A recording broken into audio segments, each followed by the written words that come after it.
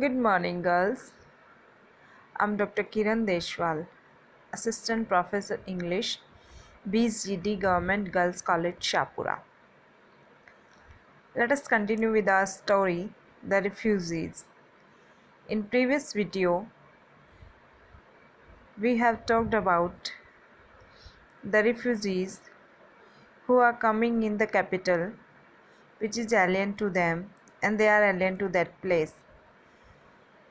We know that they are not welcomed with an open heart. City dwellers are not happy with their arrival.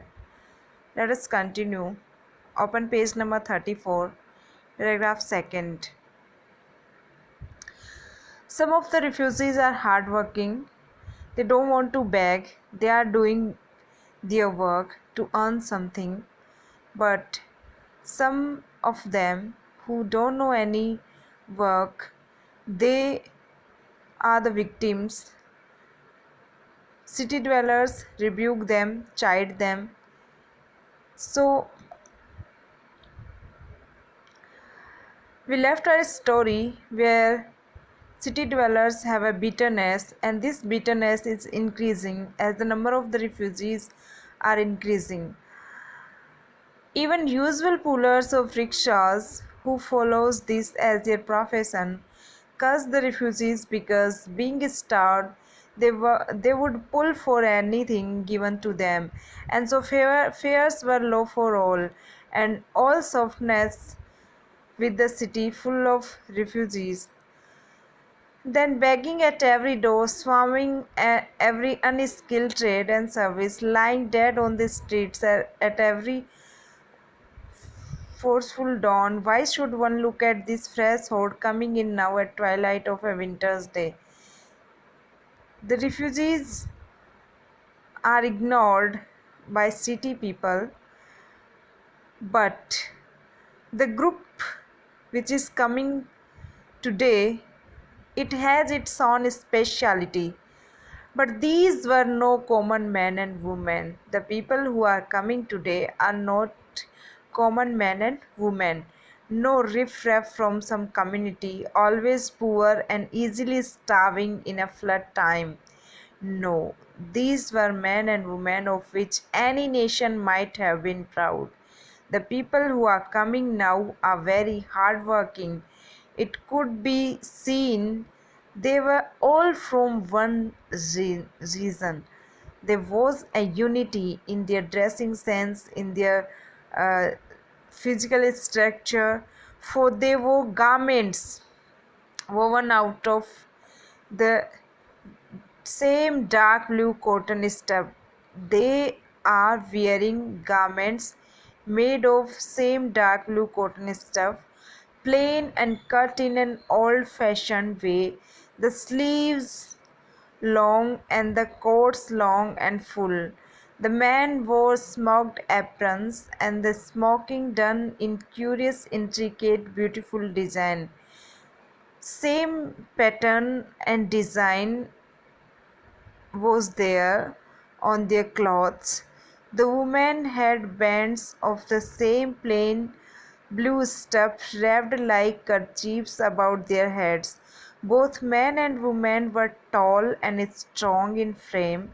Although the women's feet were bound, every man carried a load of 2 baskets slung on a pole across his shoulders. In these baskets were cloths and quilts made of their blue cotton stuff and padded. In these lines, the writer gives a graphic description of the dressing sense of the people who are coming. Clothing and bedding were clean and strongly made. There was a unity in their dressing sense. All of them were wearing the dresses made of same blue cotton, and there was same pattern and design. They were woven of from same pattern and design. In both the baskets, every person has 2 baskets. In both the baskets, on top of every folded quilt, with a bit of mat between, was an cauldron. These cauldrons had doubtless been taken from the earthen ovens of the village when the people saw the time had come when they must move, but in no basket was there a vestige of food, nor was there a trace of food having been cooked in them recently. We know that by this clue, we come to know that they struggled till the last as far as they could. They struggled, they waited for the flood to stop. They are brave people. They left their village it when the situation became out of control. So we can see that they were hungry from many days because there was no trace of food in their cauldron, but still they are happy, they are hopeful, they are strong, they are hopeful.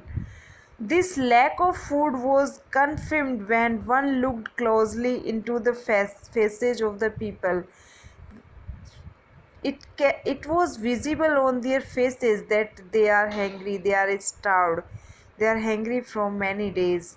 In the first glance in the twilight, they seemed well enough, but when one looked more closely, one saw they were the faces of people starving and moving now in despair to a last hope. Still, they are hopeful, though there is despair, but they are hopeful. It is very paradoxical.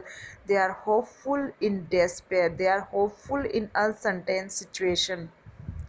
That's why they saw nothing. Nothing can create interest in them. They were not curious to see at anything. They saw nothing of the strange sights of a new city because they were too near to death. They were afraid. They they were afraid. They don't know when they will die to see anything.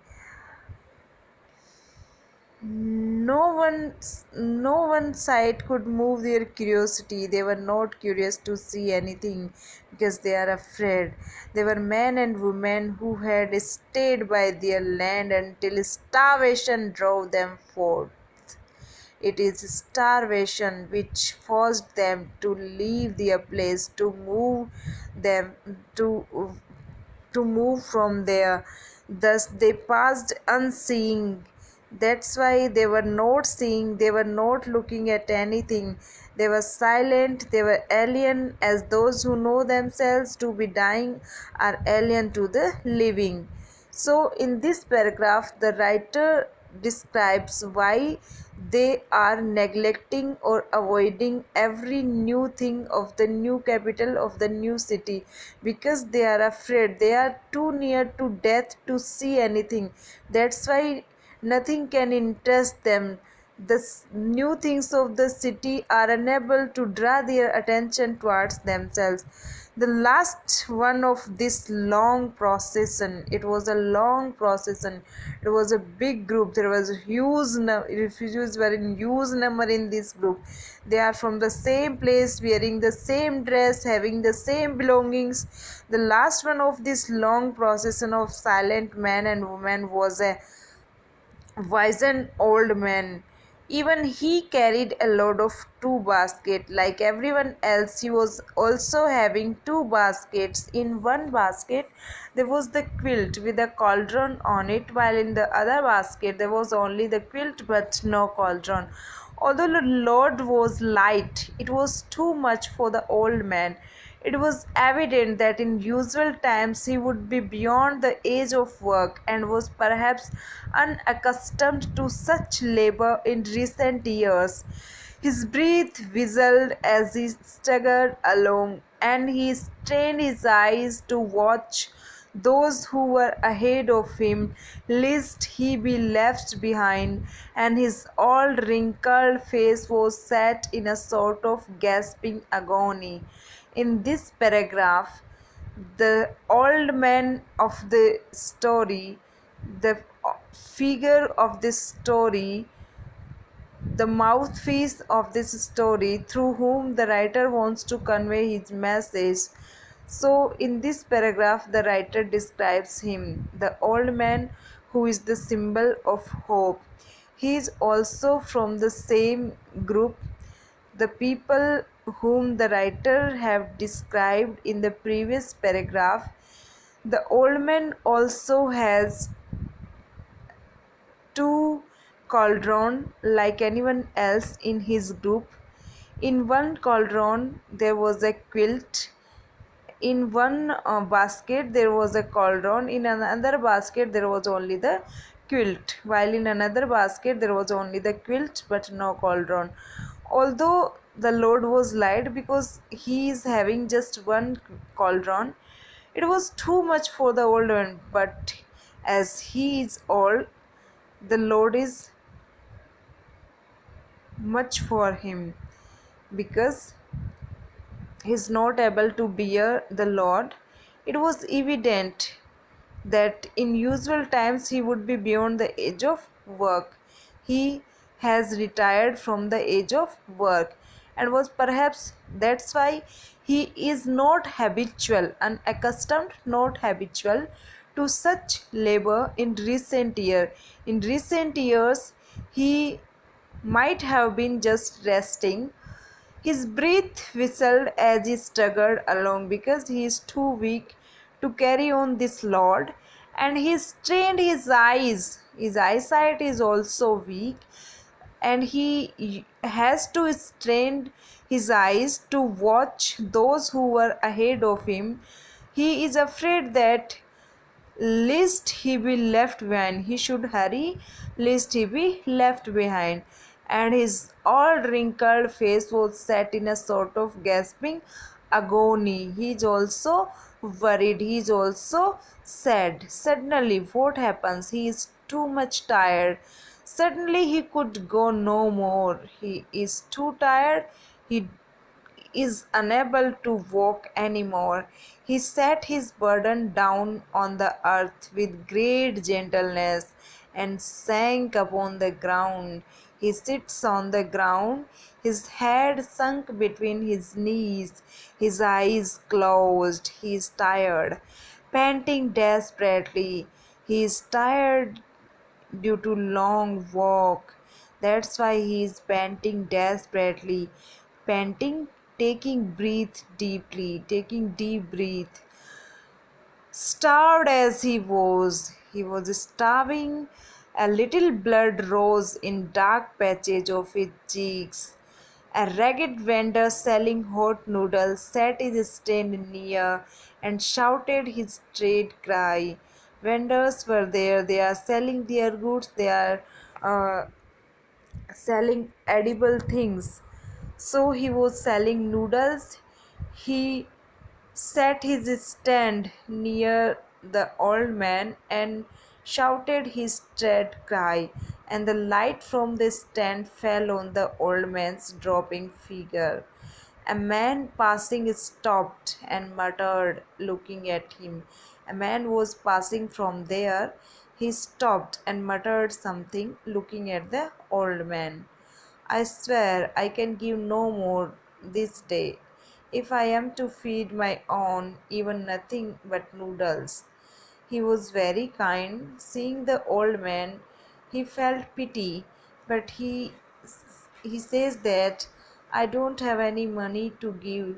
If I eat noodles myself, I can give no more but only this. But here is this old man. What shall I do? Well, I will give him the bit of silver I earned today against tomorrow and trust to tomorrow again. I will earn tomorrow again. Today I should give this old man. If my own old father had been alive, I would have given it to him. He is very kind. He takes the old man to be his father. He thinks that suppose that he is my father, supposing him my father, I can give him this silver coin because he is in need. So the passerby is very kind and he gives the silver coin. Thanks for watching.